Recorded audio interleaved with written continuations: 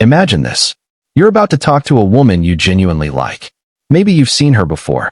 Maybe you've been texting for days. Maybe you're walking toward her right now. Your heart beats faster. Your mind fills with questions. What should I say? What if the conversation dies? What if I sound boring? What if she loses interest? Most think these are the problem. They are not. The real problem started long before you spoke. It started the moment you believed you had to impress her. Because the instant you feel you need her approval, you stop talking naturally. You start performing.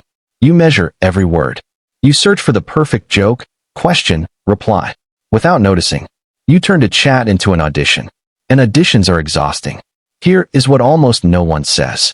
Great conversationalists do not think about what to say next. They think about the person in front of them. That is the big difference. Awkward chats happen not because you lack confidence. They happen because both are stuck inside their own heads. One worries if they are funny enough. The other worries if they are interesting enough. No one is actually paying attention. Real connection starts when you stop trying to force it. Before confidence, body language, or lines. Change one belief. She is just a person. That is all. Not a prize. Not a mystery. Not someone who holds your future. Just another human being. She has insecurities. She has awkward moments. She has chats that go wrong. She worries what people think too. Attraction tricks us into putting people above us. The more we like them, the more powerful they feel in our minds. Every smile feels huge. Every reply feels important. Every silence feels dangerous. Then you are not having a conversation. You are asking for permission to be liked. People feel that. Not because they read minds. Because your behavior shifts. You stop speaking freely. You become careful. Too agreeable. Laugh too hard. Apologize too much. Explain things no one asked about. You try to avoid mistakes instead of enjoying the moment. Ironically, that fear often creates what you fear most. So ask a different question. Not, how do I make her like me? But do I enjoy talking to her? That changes everything. Instead of chasing approval, you get curious. Instead of performing, you observe. Instead of winning, you connect. Chats are not competitions. They are discoveries.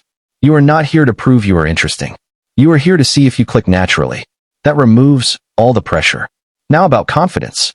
Most think it is something you show. It is not. It is something you stop blocking. Think how you act with your best friend. You do not rehearse. You do not worry about every word.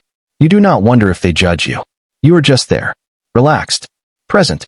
Now imagine sitting across from someone whose opinion intimidates you. Suddenly your posture changes. Your breathing changes. Your voice changes. You start monitoring yourself.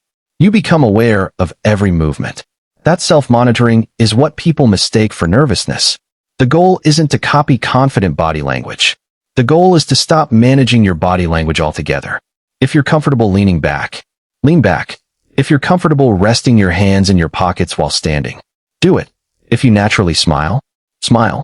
Stop trying to look confident. Start trying to feel comfortable. Because genuine comfort creates confidence far better than performance ever will. People trust authenticity, not perfection. And authenticity is impossible when you're constantly editing yourself. The strange thing is, most people aren't looking for someone perfect. They're looking for someone real. Someone who doesn't seem afraid of being seen. Someone who isn't desperately trying to create a flawless image. That kind of ease makes other people relax too. And relaxed people have better conversations. So before you learn what to say, learn to stop fighting yourself. The conversation becomes much easier once you're no longer carrying the impossible job of proving your worth. Most people think the secret to a great conversation is knowing what to say. It isn't. The real secret is knowing how to make someone feel comfortable enough to keep talking. People don't remember every sentence. They remember how they felt while they were with you. That's why some conversations last 5 minutes and feel unforgettable, while others last 2 hours and leave no impression at all. The difference isn't intelligence. It isn't charisma. It's attention. When someone feels genuinely heard, they naturally become more open. Unfortunately, most people don't listen to understand. They listen so they can respond. While the other person is speaking, they're already planning the next question, thinking of a joke, searching for something clever to say. As a result, they miss the most interesting part of the conversation. Here's something worth remembering. Facts end conversations. Stories begin them. Imagine asking someone, "So what do you do?" Most people answer with a job title. "I'm a teacher. I'm an engineer. I'm a student." And now the conversation has nowhere to go. Instead, ask questions that invite stories. What made you choose that? What's the funniest thing that's happened to you there? What do you enjoy most about it? Suddenly, you're no longer collecting information. You're discovering a person. The goal isn't to ask more questions. It's to ask better questions. Questions that reveal experiences, opinions, dreams, memories. Those are the things people enjoy talking about. Because they aren't simply giving answers. They're reliving moments. Curiosity is attractive. Not fake curiosity. Real curiosity. People know the difference.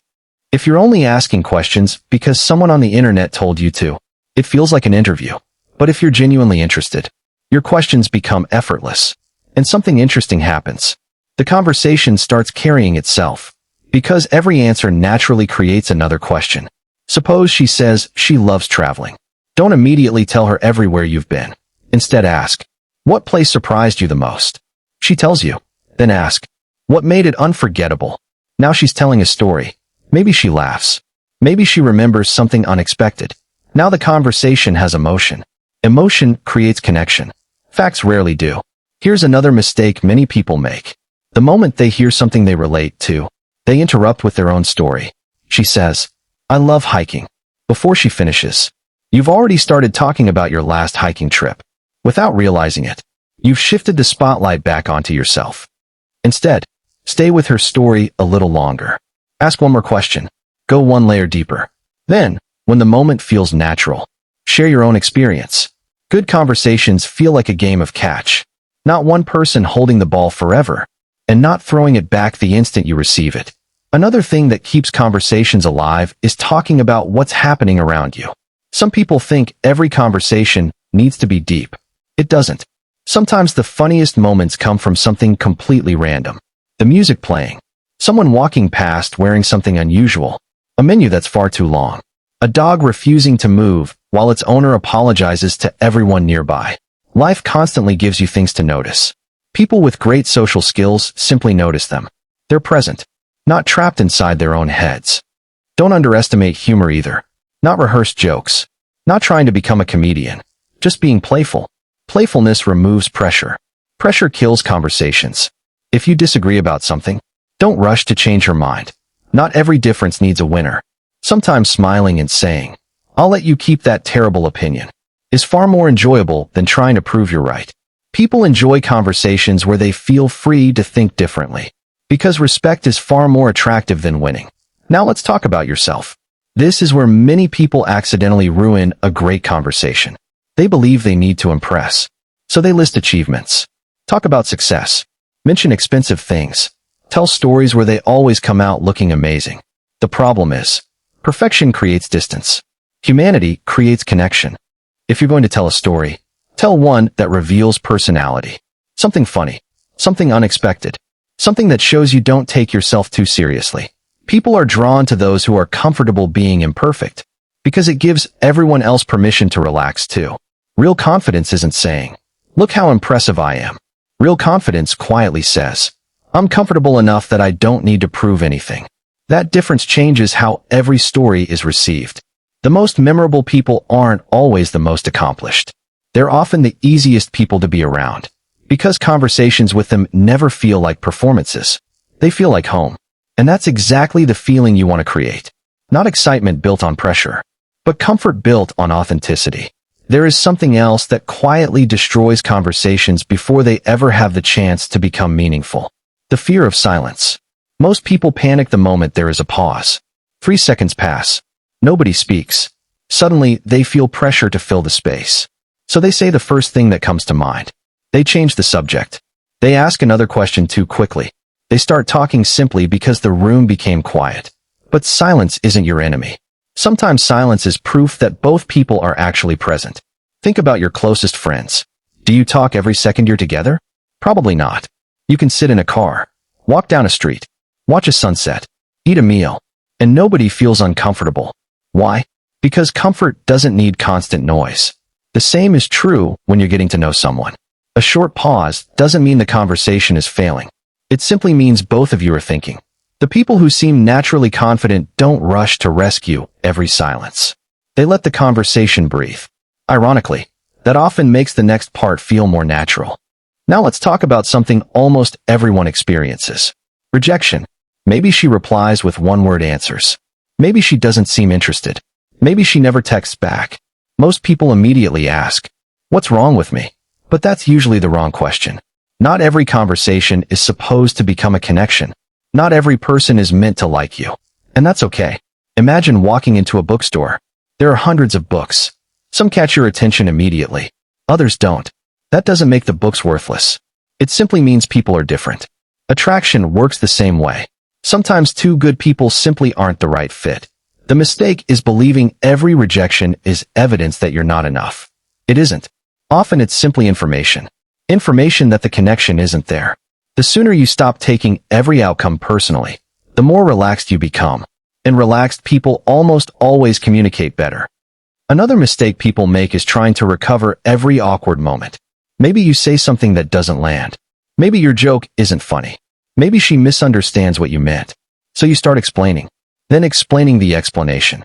Trying to fix something that probably wasn't a problem in the first place. The more you chase the perfect conversation, the more unnatural it becomes. Every great conversation contains awkward moments. Every close friendship has pauses. Every healthy relationship has misunderstandings. Perfection isn't what creates connection. Acceptance does. Accept that conversations will sometimes feel messy. Accept that you won't always know the perfect thing to say. Accept that some people simply won't connect with you. The moment you stop fighting those realities, you become much easier to talk to. Here's another shift worth making. Stop trying to become interesting. Become interested. People love talking to someone who is genuinely curious. Not because curiosity is a technique. Because curiosity makes people feel seen. Ask about the story behind their opinion. Ask what changed their mind.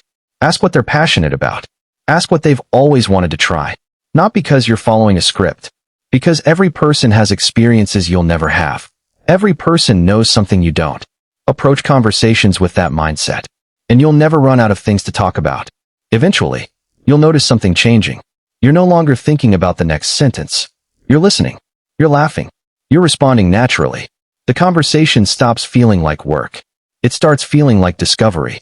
And that's where genuine attraction begins. Not in perfectly delivered lines. Not in memorized techniques. But in two people enjoying the experience of getting to know each other. Because at the end of the day, people rarely remember the exact words you used. They remember how they felt while talking to you. Did they feel judged? Or accepted? Did they feel pressure? Or peace? Did they feel like another audience member watching you perform? Or like someone who had your full attention?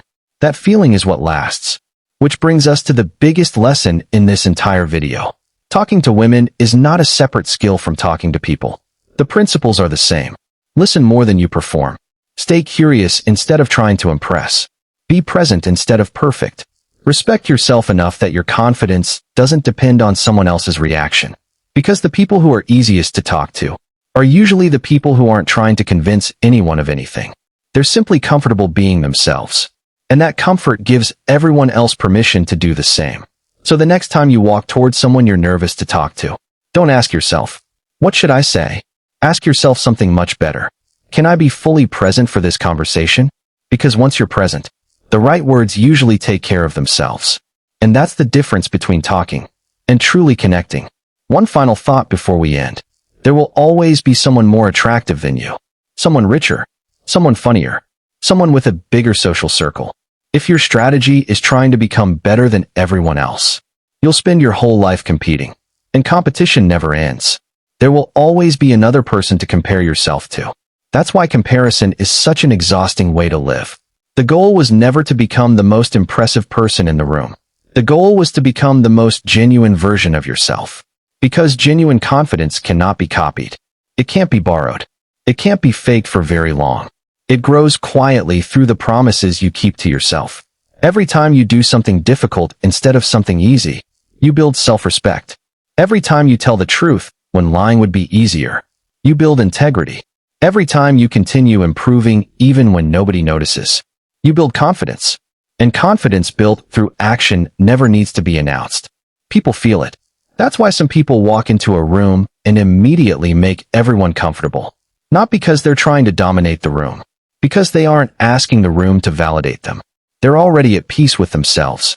If this hit home for you, if you've ever overthought conversations, felt like you weren't enough, or wished you knew how to connect naturally instead of performing, you're in the right place. This channel isn't about tricks, pickup lines, or pretending to be someone you're not. It's men helping men build real confidence, real respect, and real connections with women. We talk about what actually works, how to be comfortable in your own skin, how to listen, how to lead with respect, and how to build relationships that feel right for both of you. Hit the like button if this helped a brother out, and subscribe so we keep building this together. You don't have to figure this out alone anymore.